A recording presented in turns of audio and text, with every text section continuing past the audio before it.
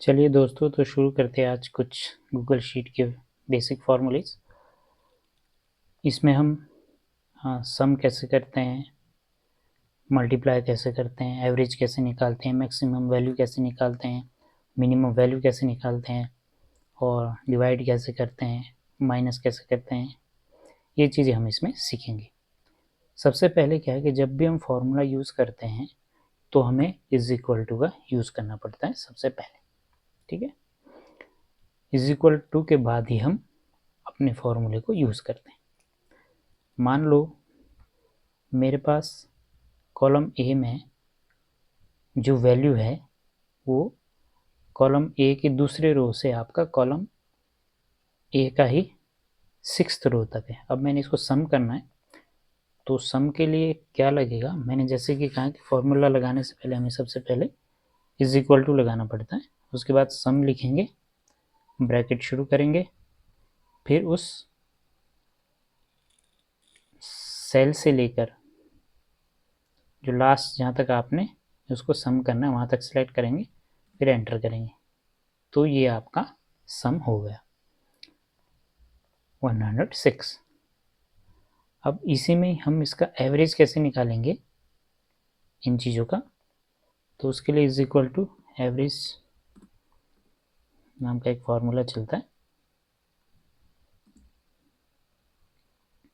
Select किया तो इसकी एवरेज आ गई 21.2। अब इसी में मैं देखूंगा कि A1 A2 से लेकर A6 तक मैक्सिमम जो है वैल्यू कौन सी है। इज इक्वल टू मैक्स का फॉर्मूला लगाऊंगा, फिर मैं सिलेक्ट करूंगा A2 से लेकर A6 तक। ये मैंने इसका मैक्सिमम वैल्यू 58 है, सबसे ज़्यादा आप देख रहे होंगे 58 है। अब मिनिमम वैल्यू निकालनी है, मिनिमम लिखकर यहाँ से सिलेक्ट किया और एंटर, तो ये आपकी मिनिमम वैल्यू आ गई। इसकी मिनिमम और मैक्सिमम वैल्यू ऐसे निकालेंगे।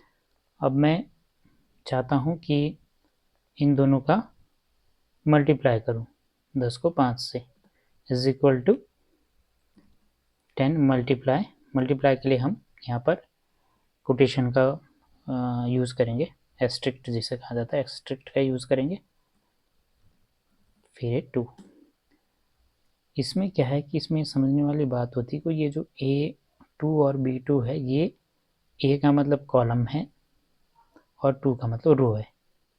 A column second row, B column second row. ठीक है, ये इस तरीके से को मल्टीप्लाई कर लिया।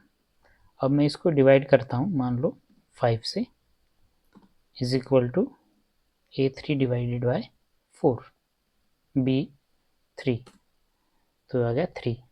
इसी तरीके से मैं मान लो इसको माइनस करना चाह रहा हूँ, is equal to 14 minus B4, ये 10 आ गया। तो आज हमने इसमें सीखा कि कैसे मल्टीप्लाई करते हैं, कैसे सम करते हैं, कैसे एवरेज निकालते हैं, कैसे मैक्सिमम वैल्यू निकाली जाती है और कैसे मिनिमम वैल्यू निकाली जाती है। तो ये बेसिक सा एक फॉर्मूला है, इसी के आधार पर हम आगे के सारे काम करेंगे। तो आज के लिए इतना ही, थैंक यू।